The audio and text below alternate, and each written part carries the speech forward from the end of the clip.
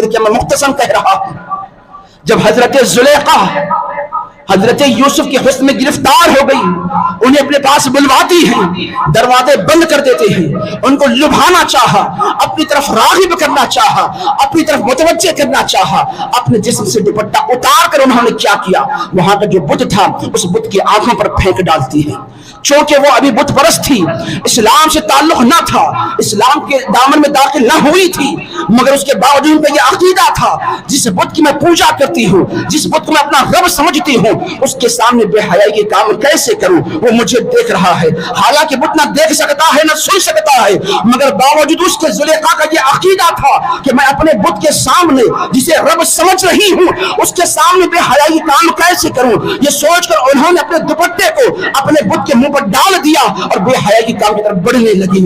آج میرے دوستوں بزرگوں میں پوچھنا چاہتا ہوں ان نوجوان نسل سے، چاہے وہ لڑکے ہو یا لڑکیاں ہو، کبھی رات کی تنہائی میں، کبھی بند کمرے میں، کبھی دن کے اجالے میں، یا کبھی کوئی دیکھ نہ رہا ہو، اس وقت موبائل آن کر کے جو گندے مناظر کو دیکھے جا رہے ہیں، جو فحاشی کے مناظر کو تم دیکھ رہے ہو، جو تم ویڈیو کو وائرل کر رہے ہو، یا یوٹیوب پر یا فیس بک پر یا دیگر چینلوں پر تم جو گندے فحاشی کے مناظر، زنا کے مناظر کو دیکھ رہے ہو، کیا سمجھ کر دیکھ رہے ہو کہ خدا دیکھنے والا نہیں ہے؟ ارے زلیخا نے بت کے مجسمے میں چادر ڈال کر یہ عقیدہ دیا ہے، یہ اگرچہ بت ہے مگر اس کے سامنے بے حیائی نہیں کر سکتی. تم اسلام کا نام لے کر، اسلام کا کلمہ پڑھنے والے ہو کر، اس رب کو ماننے والے ہو کر جس رب کی شان تو یہ ہے لا تأخذ سنۃ ولا نوم، نہ اس رب کو نیند آتی ہے نہ اسے اونگ آتی ہے، وہ رب تو رب ہے، اس رب جل جلالہ جس نے دیدار کیا ایک لمحے کے لیے موسیٰ نے جس رب کی ایک جھلک دیکھنی تھی، اس کے دیکھنے کا یہ عالم ہوا.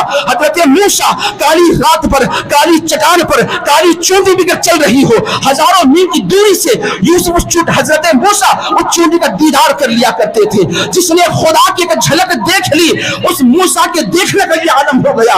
اندازہ لگاؤ اس رب کے دیکھنے کا عالم کیا ہوگا. وہ رب تو تمہارے ظاہر کو بھی دیکھتا ہے، تمہارے باطن کو بھی دیکھتا ہے. تو رات کی تنہائیوں میں گناہ کرنے والوں، رات کے اندھیرے میں موبائل فون پر گندے مناظر کو دیکھنے والوں، یا بند کمروں میں فحاشی کی ویڈیوز کو دیکھنے والوں، کیا سمجھ کے تم ان ویڈیو کو دیکھ رہے ہو کہ خدا کو خبر نہیں ہوگی، کہ رب کو پرواہ نہیں ہوگی، کہ خدا کو اس کا علم نہیں ہوگا.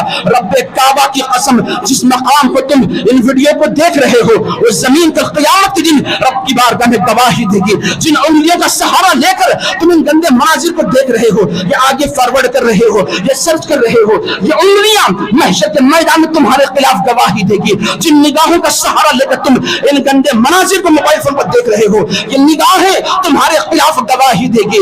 یہی نہیں، اللہ کے رسول فرماتے ہیں تمہاری شرمگاہ سے بھی اگر تم نے بدکاری کی ہے، وہ تمہاری شرمگاہ کو خدا زبان عطا فرمائے گا، وہ بھی تمہارے خلاف گواہی دیں گے. خدا اللہ کے رسول گواہی دیں گے، خدا رب کعبہ گواہ بن جائے گا کہ تم نے یہ گناہ کیے ہیں. بلا بتلاؤ اس وقت کیا جواب دو گے؟ آج لوگوں سے چھپ کر، اوروں سے چھپ کر، بڑوں سے چھپ کر، اپنوں سے چھپ کر، پرایوں سے چھپ کر جو گناہ کیا کرتے ہیں، موبائل فون پر جو زنا کے مناظر کو دیکھا کرتے ہیں، خدا را یہ بھی تو خیال کرو، کوئی دیکھے نہ دیکھے، کوئی دیکھے نہ دیکھے، خدا کی ذات تو دیکھنے والی ہے. وہ رب العالمین سے کوئی شے پوشیدہ نہیں ہے، وہ ظاہر کو بھی دیکھ رہا ہے، تمہارے باطن کو بھی دیکھ رہا ہے. جس طرح تمہارے ظاہر پر رب کی نگاہ ہے، تمہارے باطن پر اس رب کی ویسے ہی نگاہ ہے. کیا سوچ کر، کیا سمجھ کر ان گندے مناظر کو دیکھ کر اپنی دنیا کو آخر تباہ و برباد کر رہے ہو؟ میرے مصطفیٰ نے فرمایا کہ لوگوں کسی پاک دامن کی عورت کی چادر پر بھی نگاہ نہ ڈالو. سرکار دو عالم نے چادر تک دیکھنے سے منع فرمایا ہے. چادر پر بھی نگاہ پڑ جائے تو اللہ کے رسول کا فرمان ہے نگاہ کو پھیر لو. اس لیے چادر کو اگر بغور دیکھو گے تمہارے دل میں شہوت پیدا ہوگی، خیال بھٹک جائے گا، ذہن بگڑ جائے گا. سرکار نے چادر کو دیکھنے سے منع فرمایا ہے. اور آج قوم مسلم کی نوجوان نسل جو ہے چادر تو دور کی بات ہے، ایسے مناظر موبائل فون پر دیکھنے مشغول ہے جسم پر ایک لباس تک نہیں ہے، کپڑے کی چمڑی تک نہیں ہے. ایسے فحاشی کے، روحانیت کے گندے مناظر کو دیکھتے ہوئے اپنی جوانی، اپنی راتوں کو تباہ و برباد کر رہے ہیں. خدا را کچھ تو ہوش کرو، کدھر جا رہے ہو؟ اسلام کی تعلیم کیا ہے؟ مصطفیٰ کا درس کیا ہے؟ اور آج تم کدھر جا رہے ہو؟ کیا کر رہے ہو؟ یاد رکھنا، یاد رکھنا، ہر وہ لمحہ جو تم آج گزار رہے ہو قیامت میں گواہی دے گا.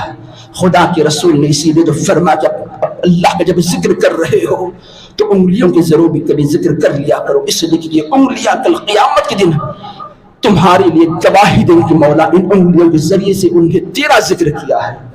آج یہ انگلیوں کے ذریعے سے جو فحاشی کی ویڈیوز تم دیکھتے جا رہے ہو تو کل یہی انگلی کے حصے محشر کے میدان میں گواہی بھی دیں کہ مولا انہوں نے ہمارا استعمال غلط طور پر کیا ہے، ہمارے ذریعوں سے غلط مناظر کو انہوں نے دیکھا ہے۔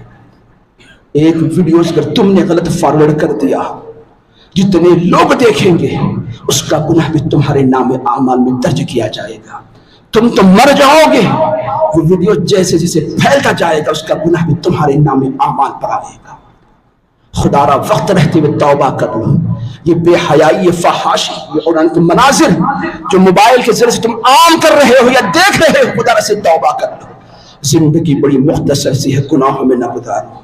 کس نے سوچا تھا کہ 25 یا 30 سال کا نوجوان شخص جو گھوڑے کو غسل دینے کی نیت سے جا رہا ہے، ایک وقت ایسا آئے گا کہ 2 دن کے بعد اسی کو غسل دیا جائے گا، اس کی نماز جنازہ پڑھی جائے گی۔